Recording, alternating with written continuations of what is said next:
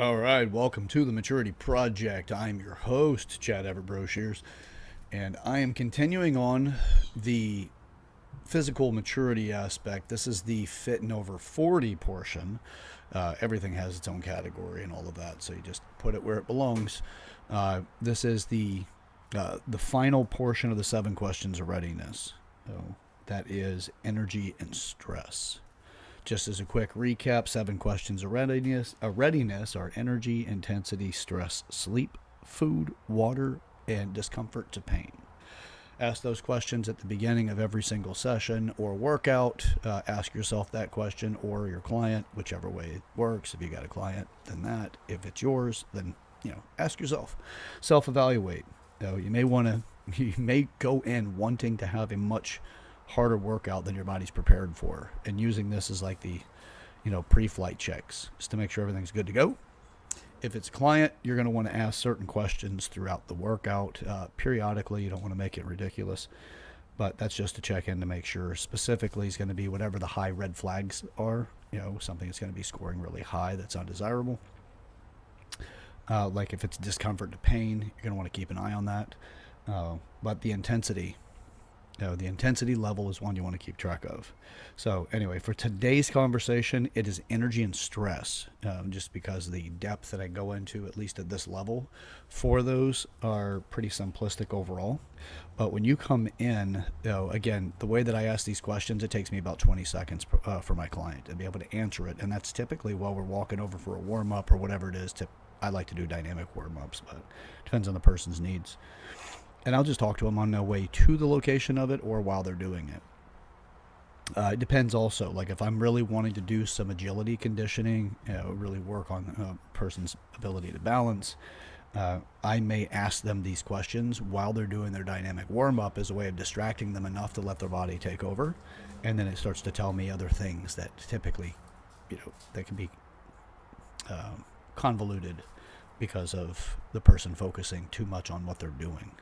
So, all right. So as far as stress goes, stress is a 1 to 10. 1, no stress. 10 being, please put me out of my misery. This is incredibly horrible, and I don't know if I'm going to lose my mind with it.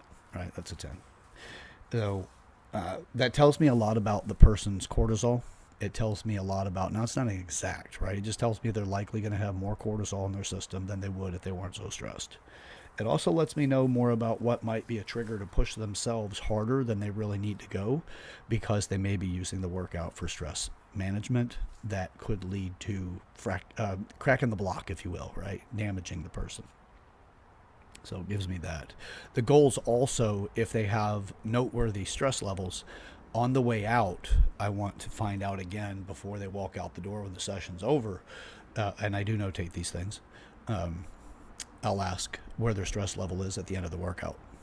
So if they come in, they're really dealing with a lot, and they do very well with exercise to stress management or stress reduction to elimination, then I may actually ask them if they want to do a double session. Oh, it just depends.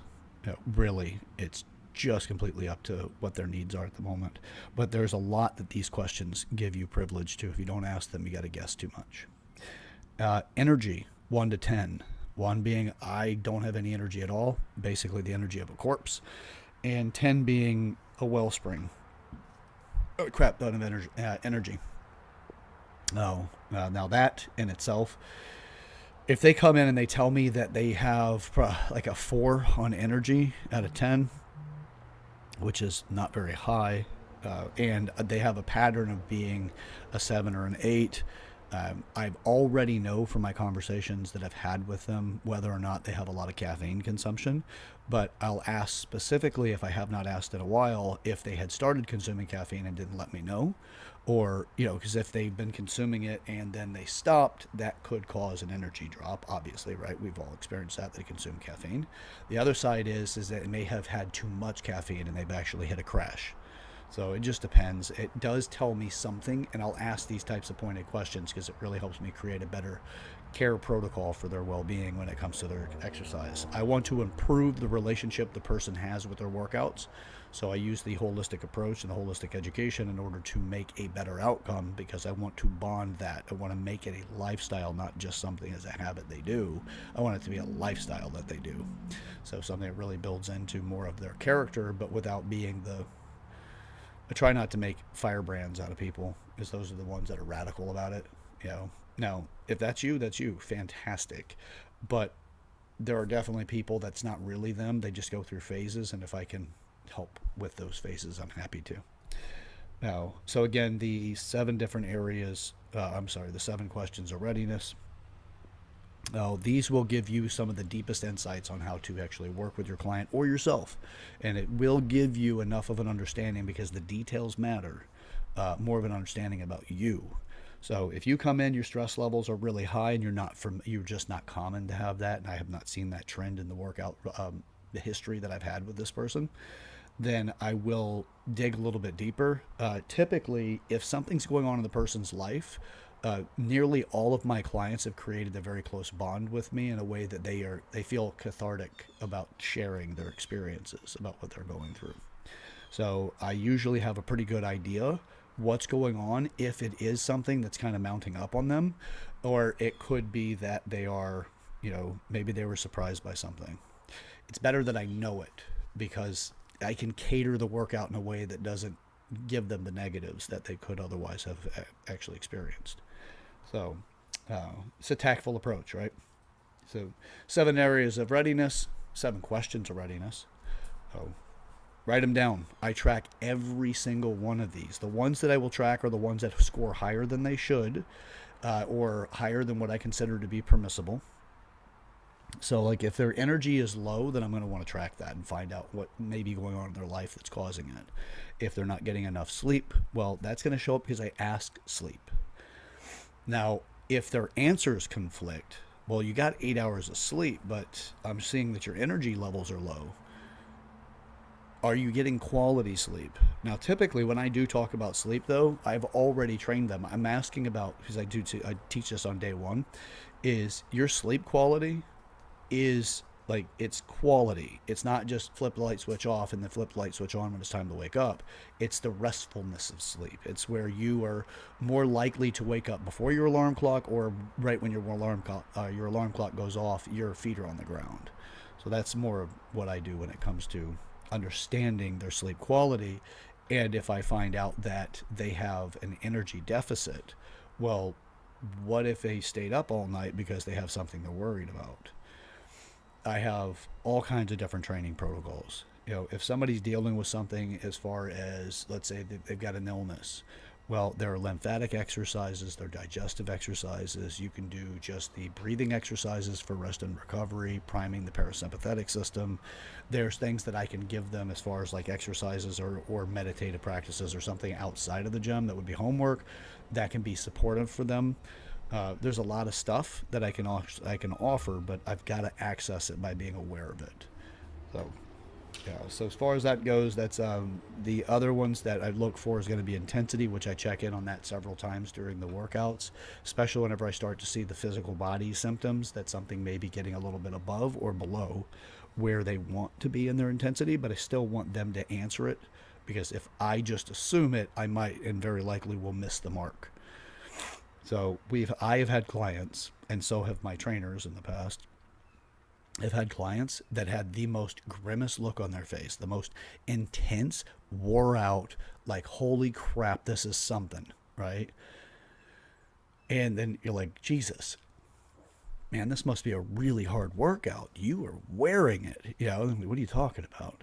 I'm like, you look like you're giving me everything you got. Like, no, I'm not. I'm not even close. Like, wow, visually you fooled me. So these questions had come up out of a lot of necessity. This will help you if you're a professional in this. Then this can help you with your attrition and your retention. So help lower your attrition and increase or improve your retention. Quality to the workouts, and the likelihood that your client may share with other people in their life about you. So yeah, a lot of great things here. Food, how long ago did you eat? what did you eat, how much of it did you eat, and currently do you feel like you're really carrying it around or not? It's like it's past the stomach or still there. And then there's some things we can do to kind of find out if the stomach has got a little bit too much in it, because I don't want the client to puke or to get nauseous during the workout if we can prevent it, especially if they themselves have an emotional connection against getting nauseous or vomiting during a workout. It could be embarrassing. It could also just be a turn off to the person overall, to the client. So stress, obviously, as I just went over that one.